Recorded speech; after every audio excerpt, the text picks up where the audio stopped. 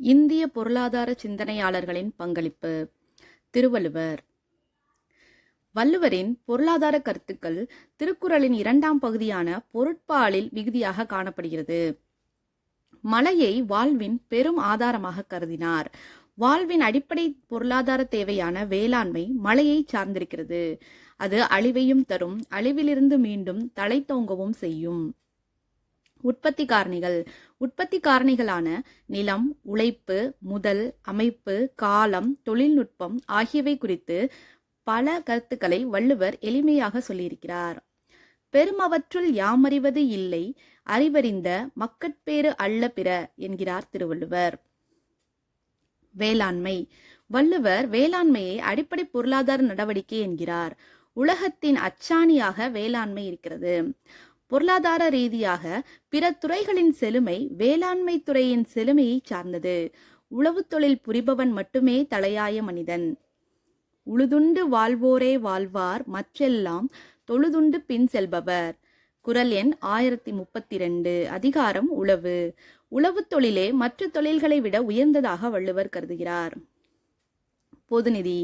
திருவள்ளுவர் பொதுநிதி பற்றி பொது வருவாய், பொது செலவு, நிதி நிர்வாகம் ஆகிய தலைப்புகளில் விரிவாக எழுதியிருக்கிறார்.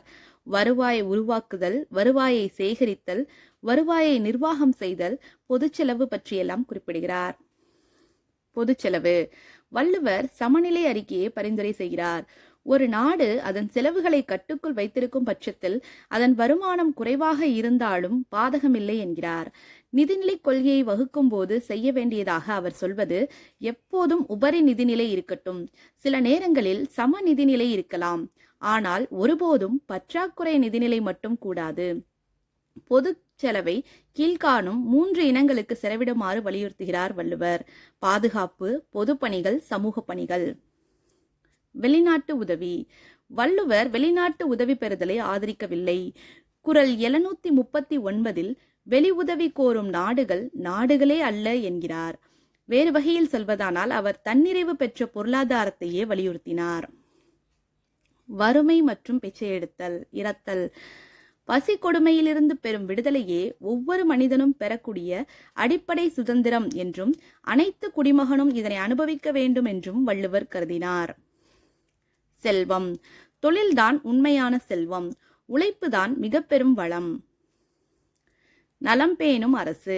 திருவள்ளுவர் நலம் பேணும் அரசு எது என்பதை குறித்து விளக்கியுள்ளார். ஒரு நலம் பேணும் அரசில் வறுமை, எழுத்தறிவின்மை மற்றும் நோய்கள் போன்றவை இருக்காது என்கிறார்.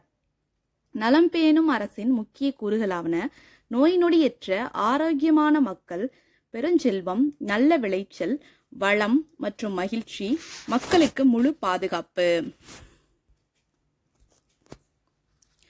மகாத்மா காந்தியடிகள். காந்திய பொருளாதாரம் நன்னெறியை அடிப்படையாக கொண்டது. 1921 காந்தி ஒரு தேசத்தின் அல்லது தனியாரின் தார்மீக ஒழுக்க நெறிகளை காயப்படுத்தினால் அந்த பொருளாதார நடவடிக்கை இழுக்கானது, மேலும் அது பாவமானது என எழுதுகிறார்.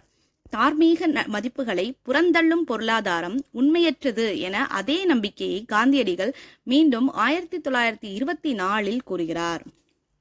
காந்திய பொருளாதார சிந்தனைகளின் சிறப்பியல்புகள். கிராம குடியரசு. காந்தியடிகள் கிராமங்களில்தான் இந்தியா வாழ்வதாக கருதினார். தன்னிறைவு பெற்ற கிராமமாக முன்னேறுவதை அவர் விரும்பினார். இயந்திரங்கள். காந்தியடிகள் இயந்திரங்களை மிகப்பெரிய பாவம் என்று வர்ணித்தார். காந்தியடிகள் இயந்திரங்களின் தீமைகளை குறித்து விளக்க புத்தகங்கள் எழுதப்பட வேண்டும், அதன் தீமைகள் மக்களுக்கு உணர்த்தப்பட வேண்டும். இயந்திரங்கள் வரமல்ல, மாறாக நமக்கு சாபம் என்று நாம் உணர வேண்டும். இயந்திரத்தின் தீமைகளை நாம் பார்க்க வேண்டும், அவை நம் இணக்கமான வாழ்வை முடிவுக்கு கொண்டு வந்துவிடும் என்கிறார். தொழில்மயம். தொழில்மயம் மனித இனத்தின் பெரும் சாபக்கேடு என்று காந்தி கருதினார். நாட்டின் திறன் முழுவதையும் சுரண்டுவதை தொழில்மயம் சார்ந்துள்ளது என கருதினார். உற்பத்தி பரவலாக்கம். உற்பத்தி பரவலாக்கப்பட வேண்டும் என்பதை வலியுறுத்திய காந்தி அது அநேக இடங்களில் சிறிய அளவிலும் அல்லது வீடுகளிலேயே உற்பத்தி நடைபெற வேண்டும் என்று விரும்பினார். கிராம சர்வோதயா. உண்மையான இந்தியா வாழ்வது நகரங்களிலோ புறநகரங்களிலோ இல்லை, கிராமங்களில்தான் என்று சொன்ன காந்தியடிகள் கிராமங்கள் தன்னிறைவு பெற்றவைகளாகவும் சுயசார்பு பெற்றவைகளாகவும் இருக்க வேண்டும் என்கிறார். உடல் உழைப்பு. மனித உழைப்பு என்பதே உடல் உழைப்புதான் என்று காந்தி உறுதிப்பட கூறுகிறார். அறக்கட்டளை கோட்பாடு தற்போதைய முதலாளித்துவ முறையை மாற்றி சமத்துவ சமூகத்தை உருவாக்குவதே அறக்கட்டளை கோட்பாடு எனப்படும். மக்கள் தொகை காந்தி செயற்கையான குடும்ப கட்டுப்பாட்டு முறைகளை எதிர்த்தார். ஆனாலும் மக்கள் தொகையை கட்டுப்படுத்த சுய கட்டுப்பாடு மற்றும் பிரம்மச்சரியத்தை வலியுறுத்துகிறார். மதுவிலக்கு முழுமையான மதுவிலக்கை வலியுறுத்தியவர் காந்தியடிகள். மது நமக்கு எந்த விதத்திலும் துணை செய்வதல்ல, மாறாக நோயை தருகிறது என்கிறார் காந்தியடிகள். இந்தியா குடிகாரர்களின் நாடாக இருப்பதை விட ஏழைகளின் நாடாக இருப்பதே மேல் என்கிறார். ஜவஹர்லால் நேரு நவீன இந்தியாவை கட்டமைத்த முதன்மை சிற்பிகளில் ஒருவர் ஜவஹர்லால் நேரு ஆவார். சுதந்திர இந்தியாவின் முதல் பிரதம அமைச்சராக பதவியேற்ற நாள் முதல் 1964 இறக்கும் வரை அவர் பிரதமராக பதவி வகித்தார். அவர் ஒரு மிகப்பெரிய தேசபக்தர், சிந்தனையாளர், அரசியல்வாதி. ஜனநாயகம் மற்றும் மதசார்பின்மை ஜனநாயகத்தை உறுதியாக நம்பியவர் ஜவஹர்லால் நேரு. மதசார்பின்மை இந்தியாவிற்கு நேரு தந்த மிகப்பெரிய பங்களிப்பு. நமது இந்தியாவில் இந்து மதம், இஸ்லாமிய மதம், கிறிஸ்தவ மதம், புத்த மதம், ஜைன மதம், சௌராஷ்டிரிய மதம், சீக்கிய மதம் போன்ற இன்னும் பிற மதங்களும் இருக்கின்றன. மதச்சார்பின்மை என்பது எல்லா மதங்களுக்கும் சமமான மரியாதை அளித்தல் ஆகும். திட்டமிடுதலை நம் நாட்டில் அறிமுகப்படுத்திய பெருமை ஜவஹர்லால் நேருவையே சேரும். 1956 மே மாதம் 2வது ஐந்தாண்டு திட்டத்தின் கருப்பொருள் மீதான விவாதத்தை பாராளுமன்றத்தில் துவக்கி வைத்து பேசினார். திட்டமிடுதலின் சாரம் என்பது மனித சக்தி வளங்கள், பணம் இவற்றை சிறந்த வழிகளில் பயன்படுத்துவதை குறிக்கும் என்கிறார். திட்டமிடுதல் என்பது தொழில்மயமாதலோடு தொடர்புடையது. அறிவியல், ஆராய்ச்சி, தொழில்நுட்பம் மற்றும் தொழில் வளர்ச்சி ஆகியவற்றில் நேருவின் பங்களிப்பு மறக்க முடியாது. அவர் பிரதமராக பணியாற்றிய காலத்தில்தான் பல IIT, இந்திய தொழில்நுட்ப கழகம் மற்றும் ஆராய்ச்சி நிறுவனங்கள் தொடங்கப்பட்டன. அவர் எப்போதும் அறிவியல் மனப்பான்மையை வலியுறுத்தினார். ஜனநாயக சமதர்மம் நேருவின் சமதர்மம் என்பது ஜனநாயக சமதர்மம் ஆகும். B.R. அம்பேத்கர் ஒரு பன்முகத்திறன் பெற்றவர். அவர் இந்திய அரசியலமைப்பு சட்டத்தை உருவாக்கிய சிற்பி, சமதர்ம காவலர், சமூக நீதி காவலர் மற்றும் அரசின் திட்டங்களை வடிவமைத்தவர். 1915 கொலம்பியா பல்கலைக்கழகத்தில் முதுநிலை பட்ட படிப்பிற்காக சமர்ப்பித்த பழங்கால இந்திய வர்த்தகம் என்னும் ஆய்வுக்கட்டுரையும், முனைவர் பட்டத்துக்காக அவர் சமர்ப்பித்த இந்தியாவின் தேசிய பங்கீடு பற்றிய வரலாறு மற்றும் பகுப்பாய்வு ஆய்வறிக்கை என்ற கட்டுரையும் அவருடைய பொருளாதார கருத்துக்கள் காணப்படுகின்றன.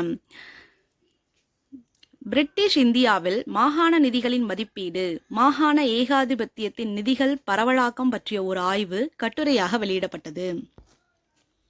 1921 அம்பேத்கருடைய பிரிட்டிஷ் இந்தியாவின் மாகாண நிதி பரவலாக்கல் என்ற ஆய்வுக்கட்டுரை MSc பட்டத்துக்காக ஏற்றுக்கொள்ளப்பட்டது. மேலும் 1923 ரூபாயின் பிரச்சனைகள் என்ற ஆய்வறிக்கையை ஏற்று லண்டன் பொருளாதார பள்ளி DSc டாக்டரேட் ஆஃப் சயின்ஸ் பட்டம் வழங்கியது. ஆச்சரியமான செய்தி என்னவென்றால், இந்திய ரிசர்வ் வங்கியானது அம்பேத்கர் நூலான ரூபாயின் பிரச்சனைகள் அதன் தோற்றமும் தீர்வும் என்பதில் வழங்கப்பட்ட வழிகாட்டுதலின்படி கருத்தாக்கம் பெற்றது. அவருடைய பொருளாதார கருத்துக்கள் 4 தலைப்புகளின் கீழே கொடுக்கப்பட்டுள்ளன. நிதி பொருளாதாரம், வேளாண்மை பொருளாதாரம், சமூக நீதி பொருளாதாரம், சமதர்ம பொருளாதாரம். நிதி பொருளாதாரம் அம்பேத்கருடைய பெரும்பாலான நூல்கள் அவர் வெளிநாட்டில் தங்கியிருந்த 1913 முதல் 1923 வரையிலான காலத்தில் எழுதப்பட்டவை. மாகாண நிதி பெருக்கத்தை 3 நிலைகளாக பிரிக்கிறார். ஒப்படைப்பு வரவு செலவு திட்டம், ஒதுக்கீடு வரவு செலவு திட்டம், வருவாய் பங்கீடு வரவு செலவு திட்டம். வேளாண்மை பொருளாதாரம் 1918 அம்பேத்கர் இந்தியாவில் குறைந்த நிலவுடைமை மற்றும் தீர்வுகள் என்ற கட்டுரையை எழுதினார். இந்த கட்டுரையானது ஆடம் ஸ்மித்தின் நாடுகளின் செல்வம் என்னும் நூலைப் போலவே நிலவுடைமை ஒருங்கிணைப்பு மற்றும் நிலவுடைமை விரிவாக்கம் இவற்றுக்கிடையேயான வேறுபாட்டினை விளக்குகிறது. சமதர்ம பொருளாதாரம் அம்பேத்கர் ஒரு சமதர்மவாதி.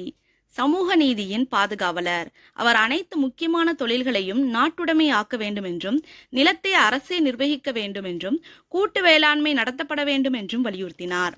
அரசே காப்பீடு வணிகம் செய்ய வேண்டும் என விரும்பினார். அனைத்து மக்களுக்கும் கட்டாயமாக காப்பீட்டு வசதி அளிக்கப்பட வேண்டும் என்று கூறினார். அம்பேத்கர் மிகச்சிறந்த சமூக சீர்திருத்தவாதி. ஜே.சி. குமரப்பா. ஜோசப் செல்லதுரை குமரப்பா தமிழ்நாட்டின் தஞ்சாவூரில் 1892 ஜனவரி 4 பிறந்தார். கிராம பொருளாதார முன்னேற்ற கொள்கைகளின் முன்னோடி ஜோசப் செல்லதுரை குமரப்பா. காந்திய பொருளாதாரம் என்ற கருத்தையே அவர் உருவாக்கினார். காந்திய பொருளாதாரம். ஜே.சி. குமரப்பா காந்தியின் கருத்தான கிராம தொழில்கள், கிராம தொழில் வளர்ச்சி சங்கம் ஆகியவற்றை வலுவாக ஆதரித்தார். கிறித்துவ மற்றும் காந்திய மதிப்பீடுகளை உள்ளடக்கி அவர் கோட்பாடுகளை கொண்டு வந்தார். காந்தியும் குமரப்பாவும் மனிதனின் பொருளாதார தேவைகளை நிறைவேற்ற வேண்டுமானால் சமூக பொருளாதார பிரச்சனைகள், வேலையின்மை, வறுமை மற்றும் ஆதரவற்ற நிலை ஆகியவற்றை களைய வேண்டும் என்று கூறுகின்றனர். குமரப்பா உப்பு சத்தியாகிரகத்தின் போது யங் இந்தியா பத்திரிகையில் பணியாற்றி கொண்டே அகமதாபாத்தில் உள்ள குஜராத் வித்யா பீடத்தில் பொருளாதார பேராசிரியராகவும் பணியாற்றி வந்தார். அனைத்திந்திய கிராம தொழில் கழகத்தை 1935 தோற்றுவித்தார். வெள்ளையனே வெளியேறு இயக்கத்தின் போது ஓராண்டிற்கும் மேல் சிறையில் அடைக்கப்பட்டார். சிறையில் இருந்தபோது 1945 நிலைத்த பொருளாதாரம், இயேசுவின் வழிமுறைகள் மற்றும் கிறிஸ்தவம், அதன் பொருளாதாரமும் வாழ்க்கை முறையும் ஆகிய புத்தகங்களை எழுதினார். வரலாற்று ஆய்வாளர் ராமச்சந்திர குகா அவர்கள் குமரப்பாவை பச்சை காந்தி என்று அழைத்து சிறப்பிக்கிறார். இந்தியாவின் சுற்றுச்சூழலியல் குறித்து அடித்தளமிட்டதால் அவ்வாறு அழைக்கப்படுகிறார். சீனா, கிழக்கு ஐரோப்பா மற்றும் ஜப்பான் போன்ற நாடுகளுக்கு அரசுமுறை பயணம் சென்று அங்கு இருந்த கிராம வளர்ச்சி திட்டங்களை பார்வையிட்டு நம் நாட்டில் அமல்படுத்த முனைந்தார். வி.கே.ஆர்.வி. ராவ். சுதந்திரத்துக்கு முன்னும் பின்னும் இந்தியாவின் தலைச்சிறந்த பொருளியல் அறிஞர்களாக டி.ஆர். காட்கில், சி.என். வக்கீல் மற்றும் வி.கே.ஆர்.வி. ராவ் ஆகியோரை குறிப்பிடலாம். இந்த அறிஞர்கள் சிறந்த கனவுகளோடும் இந்திய பொருளாதார பிரச்சனைகளை ஆராய்ந்து கொள்கைகளையும் திட்டங்களையும் இந்தியாவின் முன்னேற்றத்துக்காக வழங்கியிருக்கிறார்கள் என்று கூறியவர் பி.ஆர். பிரம்மானந்தா. வி.கே.ஆர்.வி. ராவ் ஒரு தேர்ந்த எழுத்தாளர். அவர் 3 முக்கிய கருத்துகளில் ஆர்வமுடையவராக இருந்தார். தேசிய வருமானம், உணவு, ஊட்டச்சத்து மற்றும் பண்டங்களின் பகிர்வு, வேலைவாய்ப்பு மற்றும் தொழில் பகிர்வு. தேசிய வருமானம் கணக்கீட்டு முறை. ராவ் ஜே.எம். கீன்ஸின் மாணவர். H.W. சிங்கர் கீன்ஸின் மாணவர்களில் சிறந்தவராக வி.கே.ஆர்.வி. ராவ் அவர்களை கருதுகிறார். ராவின் கணக்கீட்டு முறை பொதுவாக வளரும் நாடுகள், குறிப்பாக இந்தியாவிற்கு உகந்த தேசிய வருமான கருத்துக்கள், முன்னேறிக் கொண்டிருக்கும் பொருளாதாரத்தில் முதலீடு, சேமிப்பு, பெருக்கி ஆகியவற்றை ஆய்வு செய்தல், வளர்ச்சி குன்றிய நாடுகளின் தொழில்மயமாக்கலின் விளைவுகளை தேசிய வருவாயை இணைத்து படிக்க வேண்டும். முழு வேலைவாய்ப்பும் பொருளாதார முன்னேற்றமும் என்ற ராவின் ஆய்வு கட்டுரை வேலைவாய்ப்பு துறையில் மிகச்சிறந்த ஒன்றாக கருதப்படுகிறது. சமதர்மத்துக்கு ஆதரவு. ராவ் சமதர்ம இந்தியாவை வலியுறுத்தினார். அரசாங்கமே பொருளியல் நடவடிக்கைகளை கட்டுப்படுத்தும் அதிகாரம் கொண்டது என்றும், பொதுத்துறை பொருளாதார வளர்ச்சியின் உச்சத்தை தன் கட்டுப்பாட்டில் வைத்து பொருளாதார முன்னேற்றத்தில் பெரும் பங்கு வகிக்க வேண்டும் என்ற கருத்தையும் கொண்டிருந்தார். ராவின் பார்வையில் தொழில்மயமாதல். 1938 ராவ் எழுதிய இந்திய பொருளியல் வாழ்வில் என்ன தவறு என்ற சிறு புத்தகத்தில் இந்தியாவில் தனிநபர் வருமானம் குறைவிற்கும் தனிநபர் ஊட்டச்சத்து குறைவிற்கும் பின்வரும் காரணங்களை விளக்குகிறார். முறையற்ற நில உடைமை, நிலம் துண்டாடல், நிலம் பிரிக்கப்படுதல், பயிர்களுக்கு குறைவான நீர்ப்பாசன வசதி கிடைத்தல், பேரளவு தொழில்துறை இன்மையால் வேளாண்மையில் அதிக மக்கள் தொகை அழுத்தம் ஏற்படுகிறது, முதலீடு இன்மை, நாணயத்தில் சுயாட்சி கொள்கையின்மை மற்றும் பணம் பற்றிய கருத்துக்களில் தங்கத்தை உடைமையாக கொள்வதை ஊக்குவித்தது. கிராம தொகுதிகள். கிராம முன்னேற்றத்துக்காக கிராம குழுக்கள் அமைக்கப்பட வேண்டும். ஊரக வளர்ச்சிக்காக கிராமங்கள் தொகுப்பாக ஒரே அலகாக செயல்பட வேண்டும். அதனால் கிராமங்கள் சமூக மற்றும் பொருளாதார மேம்பாடு அடையும். முதலீடு, வருமானம் மற்றும் பெருக்கி.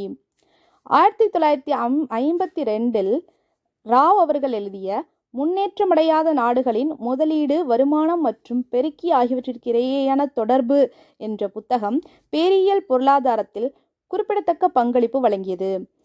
இவர் சிந்தனையாளர், ஆசிரியர், பொருளாதார ஆலோசகர் மற்றும் நேரடி கொள்கை வடிவமைப்பாளர் என்ற பார்வையில் ஜே.எம். கீன்ஸின் அடிகளை பின்பற்றியவர். நிறுவன கட்டமைப்பாளர் ராவ் தேசிய அளவிலான 3 ஆராய்ச்சி நிறுவனங்களை உருவாக்கினார். டெல்லி பொருளாதார பள்ளி, டெல்லி பொருளாதார வளர்ச்சி கழகம், டெல்லி சமூக பொருளாதார மாற்றத்துக்கான கழகம், பெங்களூர். அமர்த்தியா குமார் சென்.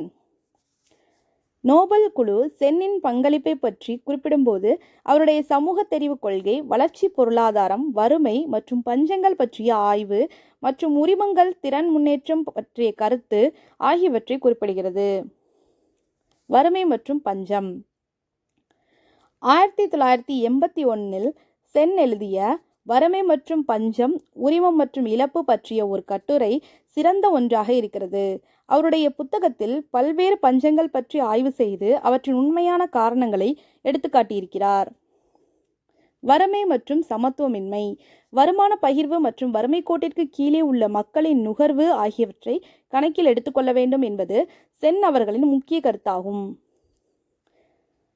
சென் அவர்களின் கருத்துப்படி திறன் என்பது அடிப்படை கச்சா பொருட்களை மக்கள் நலத்திற்காக மாற்றி அமைப்பது ஆகும். உரிமைகள், ஊட்டச்சத்து உணவு, மருத்துவம், உடல்நல பாதுகாப்பு, வேலைவாய்ப்பு, பஞ்சத்தின் போது வழங்கப்படும் உணவு ஆகியவை நமது உரிமைகளாக மாற வேண்டும் என சென் கருதினார். தொழில்நுட்ப தெரிவு. தொழில்நுட்ப தெரிவு என்ற புத்தகத்தில் சென் அவர்கள் மூலதன செறிவு நுட்ப முறையில் உழைப்பாளர்கள் உபரியாக உள்ள பொருளாதாரத்தில் வேலைவாய்ப்புகளை அதிகரிப்பது கடினம் என்று குறிப்பிடுகிறார். அமர்த்தியா சென் பொருளியல் அறிஞர் மட்டுமல்ல, நன்னெறி தத்துவ அறிஞரும் ஆவார். அவர் சுதந்திரத்தை நேசிப்பவர் மற்றும் மனிதநேய ஆதரவாளர். அவர் ஏழைகளை குறித்து அதிக அக்கறை எடுத்துக்கொண்டார்.